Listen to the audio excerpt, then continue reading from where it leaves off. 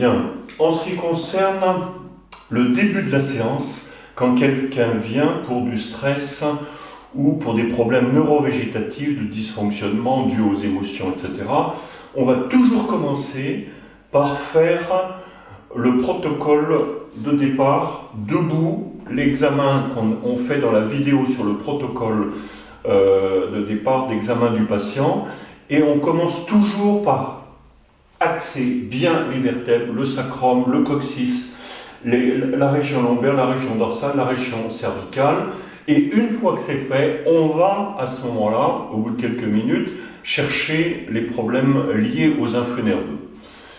En ce qui concerne l'ostéopathie crânienne, dont je me sers, il faut bien considérer toujours les deux mastoïdes de chaque côté du crâne.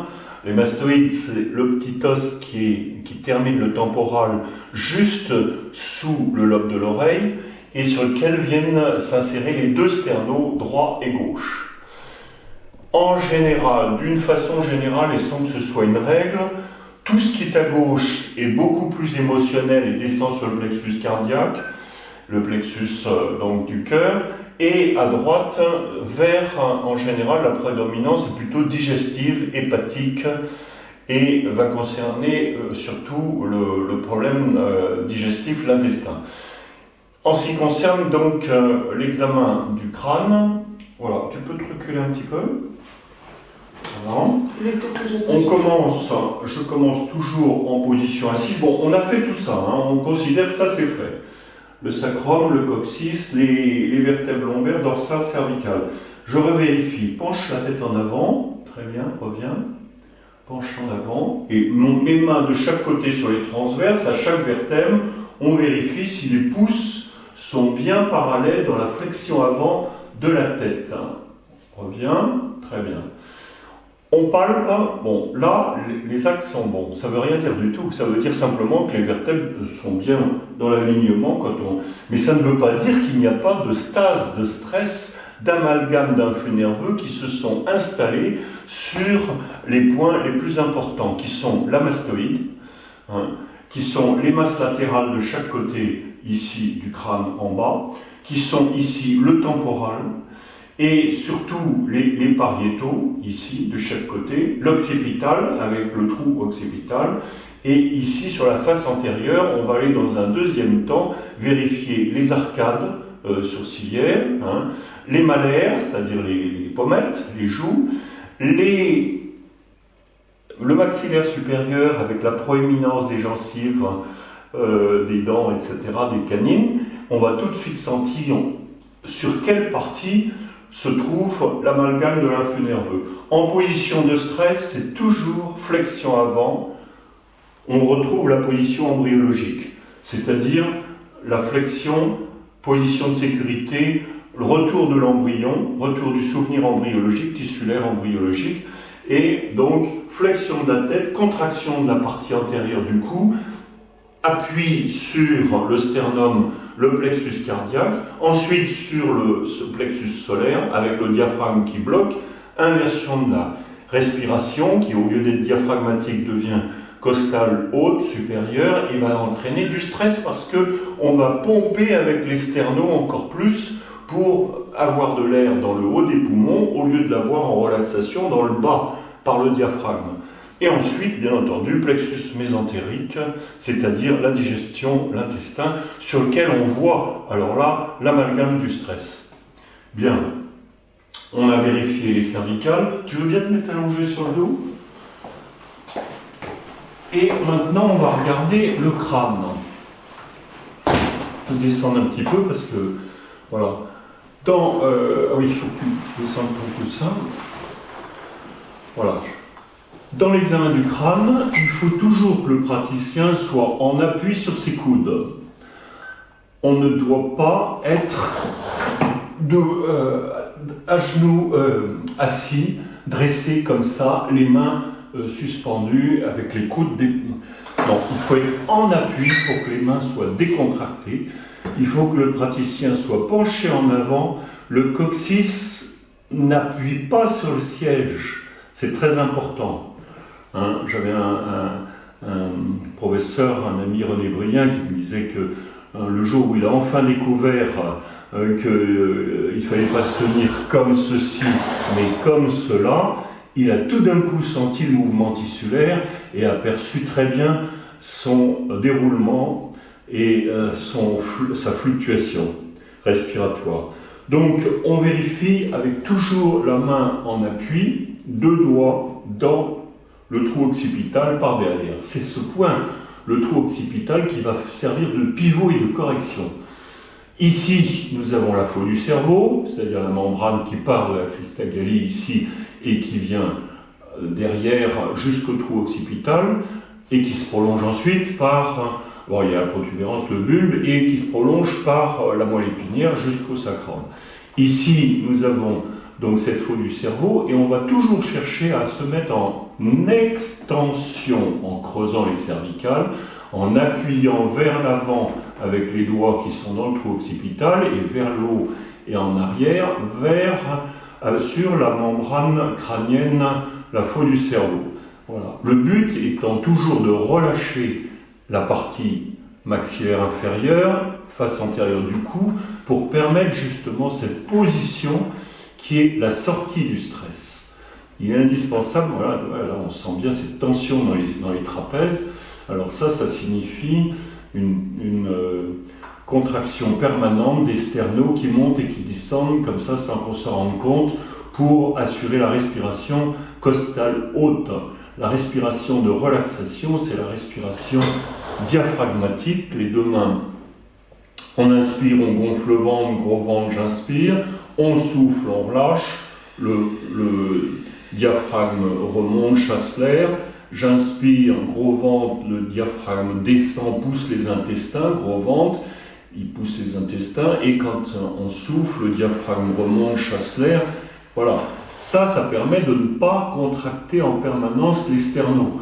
Les 3/4 des personnes qui sont sujettes aux tensions dans le travail, l'ordinateur, la souris, et puis les émotions, les mauvaises nouvelles, les contrariétés, vont toujours contracter les sternaux sans se rendre compte, même si ça ne se voit pas, ils se contractent et ça bloque ici derrière, donc toute la région cervicale, entraînant ici, au niveau du trou digastrique, c'est-à-dire juste en avant de la mastoïde, une contracture des sternaux. Les sternaux, ils sont là, hein, ils sont là. 2 muscles qui tiennent, en fait, sterno, cléido, la clavicule, sterno, le sternum, cléido, la clavicule, mastoïdien, ils viennent là. Et ils soulèvent sans arrêt ici. Le problème, c'est qu'ils recouvrent en passant le plexus brachial ici, donc la salière qui est ici, et qui va innerver l'épaule, le bras. Tous les problèmes de stress vont entraîner peu à peu des compressions ici de l'épaule, du coude, de la main, et ça se termine toujours en rotation interne, flexion, c'est la position embryologique ici, et la jambe, rotation interne, le pied tourne à l'intérieur, le genou tourne à l'intérieur, ça c'est la position de lésion du côté droit. Sortie du stress, on est en extension, on respire avec le diaphragme, et tout de suite, le bras se met en rotation externe, l'épaule en arrière, basse, le cou se relâche, voilà. Bon, pour faire la séance concernant le stress, on va d'abord donc s'occuper de la tension des sternaux et des muscles cervicaux postérieurs, des splénius, et de chaque côté, on va vibrer tout doucement, vertèbre par vertèbre, de chaque côté, les mains en bol de chaque côté, pour se renvoyer. Il y a une main émettrice, une main réceptive, une main émettrice, une main réceptive, une main émettrice, une main réceptive, une main émettrice, celle-ci reçoit, celle-ci reprend, celle-ci, etc., d'une vertèbre sur l'autre, ce qui va permettre de relâcher très rapidement. Il faut bien comprendre que, personnellement, moi je vous donne mon exemple, j'ai subi une opération il y a 1 mois et demi d'une fracture de vertèbre suite à une chute de cheval. Cimentoplastie de L4 qui était fracturée, qui entraîne des douleurs dans les membres inférieurs. J'ai tout essayé, parce qu'on se réveille toutes les heures, hein, toutes les 2 heures, tellement ça fait des contractures, on a les jambes en béton. Eh bien, j'ai réussi à complètement me libérer en travaillant uniquement les sternos, en le faisant, chacun peut le faire. On met 2 doigts dans le trou occipital et l'autre main le long des sternos et on va détendre depuis la mastoïde jusqu'en bas sur les insertions sternales et claviculaires. Et le sterno, c'est vraiment le muscle qui est un miroir de ce qui se passe en dessous. Ici, on a les cervicales en projection. La zone cervicale, c'est la partie antérieure. La zone dorsale, c'est la partie postérieure moyenne. La zone lombaire, c'est la partie basse du sterno. Et quand on a réussi à détendre complètement le sterno par défibrillation, c'est-à-dire vibration comme ça, et bien peu à peu, on va refaire la même chose de l'autre côté pour équilibrer, et on va voir à ce moment-là la détente dans les jambes et l'installation durable du soulagement et l'arrêt des douleurs. Moi j'ai tout essayé, le chaud, la glace, le froid, les infrarouges, l'acupuncture, les problèmes de massage, de digitopuncture, etc. Bon, tout ça c'est très bien, ça fait de l'effet, mais ça ne dure pas.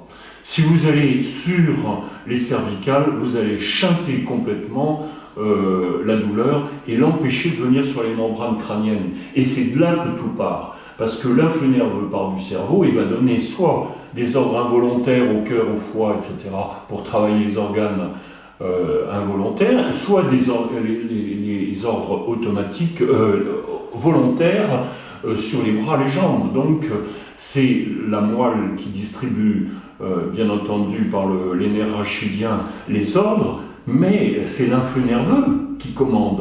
Et c'est lui qui va donner les ordres. Le problème, c'est que l'influx nerveux a une intelligence propre qui lui permet de s'arrêter là où il sent qu'on ne va pas l'embêter. Il va s'arrêter sur les pointes, la mastoïde, les clavicules, les côtes, les pointes les épineuses derrière, les vertèbres, et sur les condyles internes d'effet du genou, les problèmes de malléoles tibiales, etc., les malléoles de la cheville, sur le coude, sur le poignet, et va toujours obliger le corps à se mettre en rotation interne, flexion. C'est le retour à la position embryologique. Qu'est-ce qu'il y a comme conséquence? Le sang diminue, la fluctuation du sang diminue, peu à peu la vascularisation ralentit, les toxines s'accumulent et on dit bon, il y a une inflammation, une tendinite, etc. On va donner des anti-inflammatoires, des antalgiques. Ça, c'est la conséquence. La cause, c'est toujours l'influx nerveux. Donc on va chercher à chanter ici l'influx nerveux en lui permettant de fluctuer normalement. Je vous renvoie à la vidéo qu'on a fait sur les causes et les recherches qu'ont fait les 3 prix Nobel de médecine sur la découverte de l'avancée de l'influx nerveux le long des neurones sur des calmars géants, sur des tentacules géants, et l'explication des pompes ioniques qui assurent par des milliers de batteries l'avancée de l'influx nerveux tout le long comme ça du système nerveux jusqu'aux extrémités. Donc ça, c'est dans la vidéo explicative du départ de la défibrillation neuromusculaire. Ici, nous en sommes donc sur l'insertion du sterno à droite. Je descends sur le plexus et je laisse, voyez, je laisse le crâne s'exprimer. L'influx nerveux sort toujours en faisant une lemniscate, c'est-à-dire, voilà, c'est ça le mouvement. Hein, quand il sort d'un organe, il fait ce mouvement. C'est jamais en ligne droite. On reprend le trou occipital, on fait la même chose de la mastoïde jusqu'aux insertions sternales et claviculaires du côté gauche, et on va relâcher vertèbre par vertèbre. Bien. Une fois qu'on a fait ça, il faut bien se rendre compte que ici, alors on va bien décoincer ici. Donc on a dit la faue du cerveau. Ensuite, la tente du cerveau, latéralement. Là, il y a ici des membranes qu'on peut décrire comme l'intérieur d'un oursin, qu'on ouvre. Si vous ouvrez un oursin, vous allez voir des lignes oranges. Il y en a une, c'est la faue du cerveau, la tente du cerveau, la tente du cervelet, la faue du cervelet, la tente du cervelet, et en fait ça fait des diagonales et une médiane qui est très importante parce qu'elle se prolonge par la moelle. Toutes ces médianes, il va falloir les décontracter sur le sphénoïde, sur le pariétal, sur l'occipital, et à chaque fois, on va bien veiller à ce que le mouvement du crâne s'accomplisse sans souplesse. Voilà. Une fois qu'on a fini ça, qu'on a fini les membranes, on va aller voir la face antérieure. Sur, ici, le frontal, c'est-à-dire en fait les arcades sourcilières. Arcade sourcilière droite. On cherche par palpation où se trouve lymphe nerveux, où est-ce qu'il y a une compression. On va pas... alors lymphe nerveux, le grand problème, évidemment, c'est toujours l'imagerie médicale, hein, c'est-à-dire qu'on ne sait pas le faire. On ne le voit pas, on le palpe et on sent les pointes dures. Voilà, ici par exemple, il y a une petite. On va vibrer, défibriller tout doucement l'arcade sourcilière pour permettre à lymphe nerveux de se débloquer de l'endroit où il stagne. Ce qui va obtenir une certaine relaxation du crâne ici et empêcher que lymphe nerveux continue à descendre le long. Ici sur le malaire, alors on est toujours la main gauche dans le trou occipital, la main droite ici, je défibrille le malaire. Ensuite ici, alors il faut y mettre plus de temps, hein, là je fais rapide pour la vidéo, mais ici je cherche, voilà, là on sent hein, très nettement ici, les gencives assez proéminentes, là ça veut dire qu'il y a un stress qui s'accumule ici. Et qu'ensuite il va descendre comme ça sur les différents plexus et sur les deux chaînes neurovégétatives perturbant l'organe le plus faible. Lymphe nerveux, c'est tout de suite où il doit aller. L'intestin, le foie, l'estomac, etc. Il sait très bien choisir. Donc, le maxillaire inférieur, on reste jusqu'à ce que la proéminence diminue. Ensuite, maxillaire inférieur, on va sur le gognon, on décoince ici, c'est très important, en tournant de l'autre côté, en sens opposé, de façon à ouvrir ici cet espace entre la branche montante du maxillaire inférieur et le sterno pour que le sang puisse bien passer. Il sort ici par le trou digastrique, juste sous le lobe de l'oreille. Si on est en position de stress, surpression intracrânienne, vasculaire, maux de tête, céphalée, problème de vue, problème de... etc. Eh bien, il faut dégager la compression du sterno en arrière et des muscles maxillaires inférieurs, ici, pour permettre un bon passage du sang. Si vous obtenez ça d'un côté, il faut obtenir exactement la même chose de l'autre. On fait l'arcade sourcilière, le malaire, les gencives, ici le maxillaire inférieur, on revient ici sur le gognon, qui est très important comme endroit, hein. Toujours avec la main, là je suis avec la main gauche qui travaille, et la main droite est dans le trou occipital. Hein. Et on va décoincer peu à peu cette zone qui va permettre un meilleur passage du sang ici. Une fois que la tête va être bien comme ça, en extension, on va aller chercher le plexus cardiaque. Si c'est émotionnel, on va tout de suite s'en rendre compte, en cherchant derrière quelle est la vertèbre qui proémine le plus, quelle est l'épineuse qui sort le plus. Et on va venir défibriller ici sur le sternum en percutant ou en vibrant. Voilà. Alors, il y a des gens qui sont assez sensibles. Si on leur demande s'ils ont mal, il faut vibrer, il ne faut pas taper. Mais il faut le faire, les doigts bien verticaux, l'autre main est réceptive, celle-ci est émettrice, pour empêcher l'émotionnel, le lymphe nerveux, de stagner ici. C'est le premier grand plexus cardiaque. Hein. On a dégagé tout le haut, ici le cou, maintenant on est ici.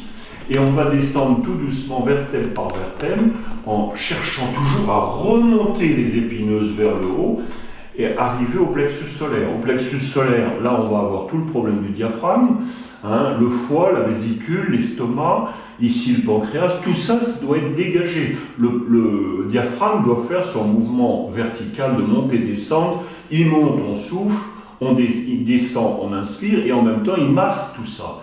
Il va donc être très important pour la relaxation. Une fois qu'on a fait le sterno, on vient donc ici sur le diaphragme, et on va chercher quel est le point. Est-ce que le foie est bien? Est-ce qu'il est souple? Est-ce que la vésicule est gonflée? Est-ce que l'estomac est dur? Est-ce qu'il y a un point douloureux ici? Est-ce qu'il y a des remontées gastriques? Bon, tout ça, ça se décoince en faisant de la défibrillation. La défibrillation, ça marche très bien si on le fait avec patience, et il faut bien faire durer une séance. Hein. Ça dure 3/4 d'heure, hein. Il faut quand même y passer suffisamment de temps. Ensuite, on descend tout doucement sur le plexus lombaire derrière avec la main et devant avec le plexus mésentérique. Quand on voit qu'il n'y a pas de problèmes vertébraux, mais que le plexus, le dos, la région lombaire est douloureuse sans problème vertébraux, il faut venir tout de suite ici. Et il faut tout de suite chercher le stress sur l'intestin.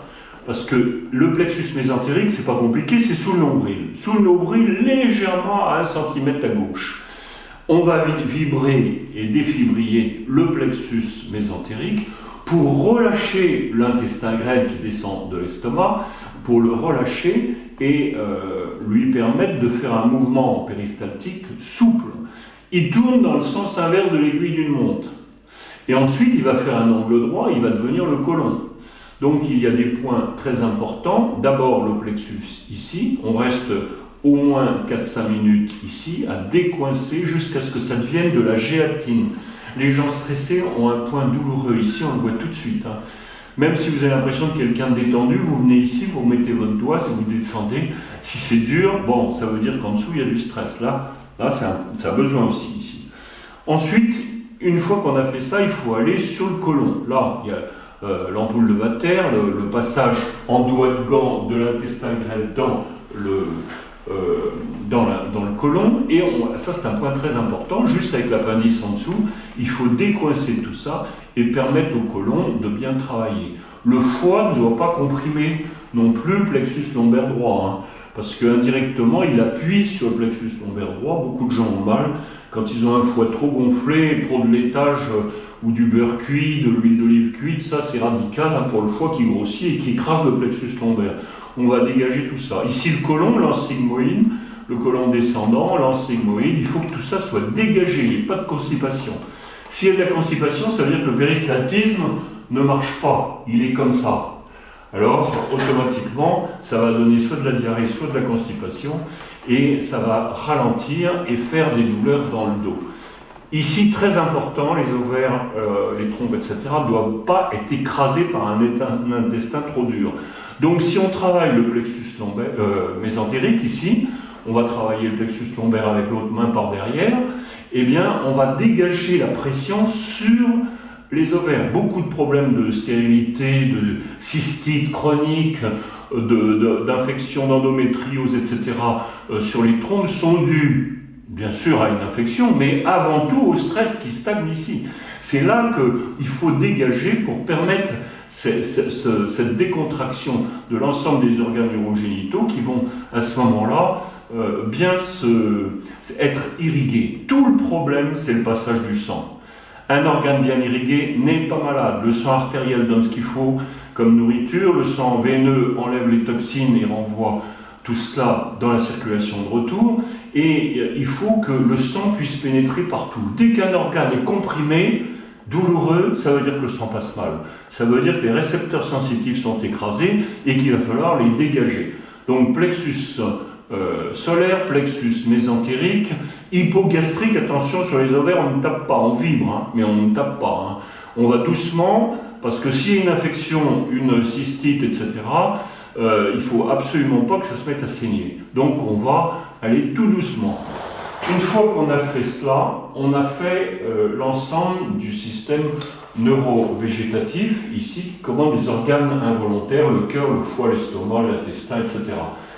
Ensuite, on va terminer, soulève le bassin, par le coccyx. Le coccyx, l'extrémité de la moelle, la queue de cheval, on sent tout de suite le stress qui descend, enfin l'influx nerveux qui descend le long de la moelle, et chez les gens stressés, tout de suite le coccyx est gonflé.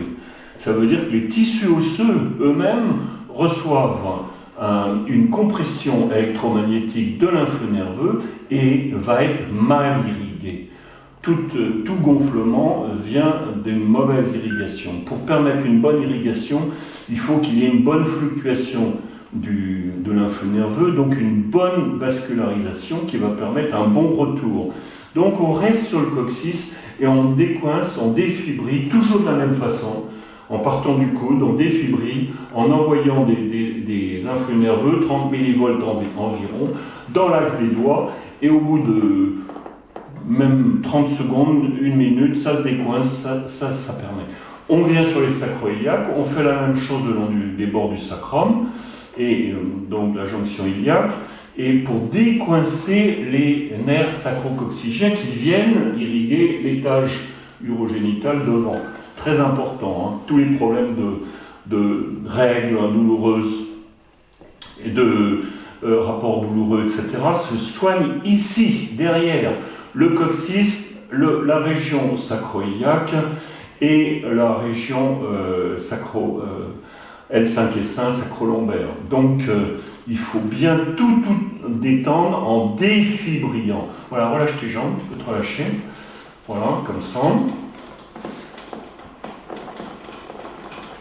Et on va obtenir, voilà, je me sers souvent aussi de la percussion sur l'épine iliaque antérieure devant pour faire un aller-retour entre le coccyx et ici, l'épine iliaque.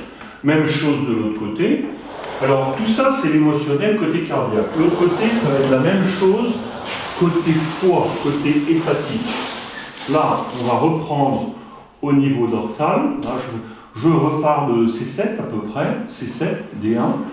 Et on va tout de suite, voilà, là on sent un petit peu.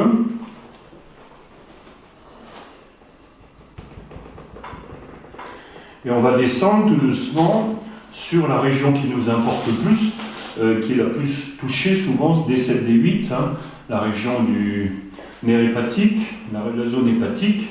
Voilà, le foie demande de l'énergie pour filtrer le sang, et souvent quand ce nerf est très sollicité, qui a beaucoup d'influx nerveux, c'est comme un fil électrique dans lequel passe beaucoup de courant, ben ça chauffe. C'est-à-dire que en fait, toute cette zone va se gonfler, elle va chauffer, elle va se gonfler, et à ce moment-là, qu'est-ce qui va se passer? Le nerf costo-huméral droit et le nerf hépatique sortent de la même vertèbre, hein, et il va y avoir une irradiation par communication de l'influx nerveux entre le nerf costo-huméral et le nerf hépatique, et une irradiation dans le bras droit. Souvent les problèmes d'épaule et de coude, etc., même de canal carpien, viennent d'un problème hépatique. Donc il faut absolument décoincer le départ du nerf hépatique ici, en défibrillant par en dessous, après avoir fait le protocole de départ d'alignement des vertèbres. Hein. Ça, on est sur la cause là, on est sur l'influx nerveux. Les dérotations de vertèbres, les axes déformés sont des conséquences et pas des causes. Voilà.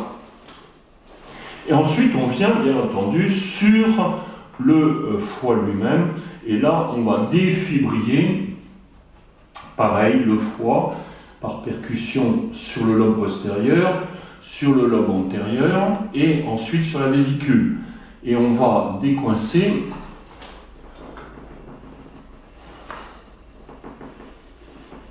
le foie de façon à lui permettre de bien être souple. Il ne doit pas être dur, il ne doit jamais décoller des côtes, hein.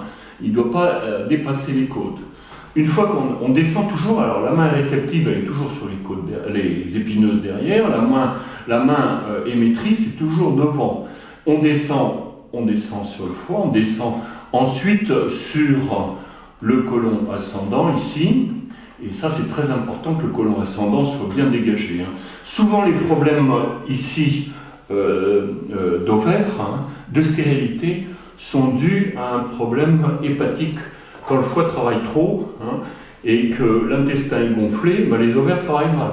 Alors on dit infertilité, ben pas du tout, c'est simplement qu'il y a un mauvais passage du sang, donc une mauvaise irrigation et une mauvaise fonction des ovaires, de l'ovaire gauche, de l'ovaire droit. Qui est donc dans l'alignement du foie. Il faut que on arrête de tout couper en tranches en disant voilà, on fait juste la radio d'ici ou l'examen des ovaires. Non, il y a tout un ensemble de connexions et de compressions dues au stress, hein, dues aux influx nerveux, et qui fait qu'il y a une globalité de cause à effet. Voilà. Ensuite, une fois qu'on a fini tout le tronc, l'ensemble des plexus, il va falloir vérifier qu'il n'y ait pas une projection. Alors c'est ce qu'on a fait au niveau occipital, parce que ça c'est très important, dans le membre inférieur. Alors là, je vous renvoie au travail du membre inférieur. On le remet en position externe, rotation externe. Là, le genou bien écarté, on va décoincer les adducteurs, relâcher le tenseur du fascia lata, et on va permettre ainsi à la jambe d'être en bonne position d'irrigation. La voûte et le coup de pied doivent être bien alignés sur la crête tibiale et on doit bien défibriller l'ensemble jusqu'à ce que tout soit bien souple. Voilà. Donc on a fait un tour rapide d'une séance qui doit être plus longue que ça, et qui doit insister sur les points de blocage. Par exemple, là, ici, je vois ici sur le coup de pied, il y a un blocage assez net, il faut rester dessus jusqu'à ce que ce soit complètement souple et qu'on ne sente plus de blocage. Voilà.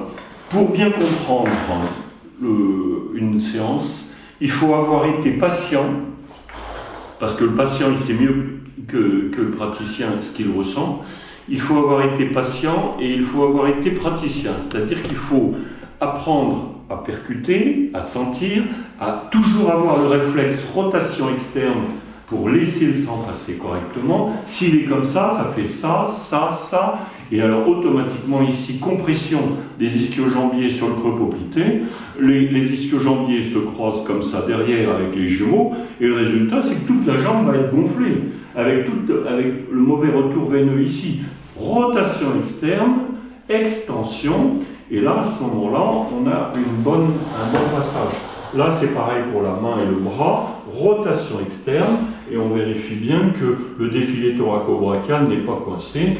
Voilà, on termine en revenant naturellement au crâne, et là on va faire l'équilibre entre les deux pariétaux, voilà, les deux pouces, les index sur les mastoïdes et derrière le majeur et l'auriculaire sur les masses latérales, les masses postérieures, et on va retrouver, voilà, cette position en extension qui va permettre une bonne respiration tissulaire et qui va décoincer l'influx nerveux. C'est très important de comprendre que l'ostéopathie crânienne est directrice de l'ostéopathie basse et des membres. Il faut bien comprendre que nos douleurs remontent au cerveau et qu'il faut décoincer justement ce souvenir de la douleur sur les membranes crâniennes en les défibrillant pour empêcher les rechutes. Sans ça, les gens vont revenir tous les 15 jours, tous les mois, ça ne va pas du tout. Donc, pour faire ces stages, vous pouvez demander de faire des stages de 3 jours. En 3 jours, on voit tout.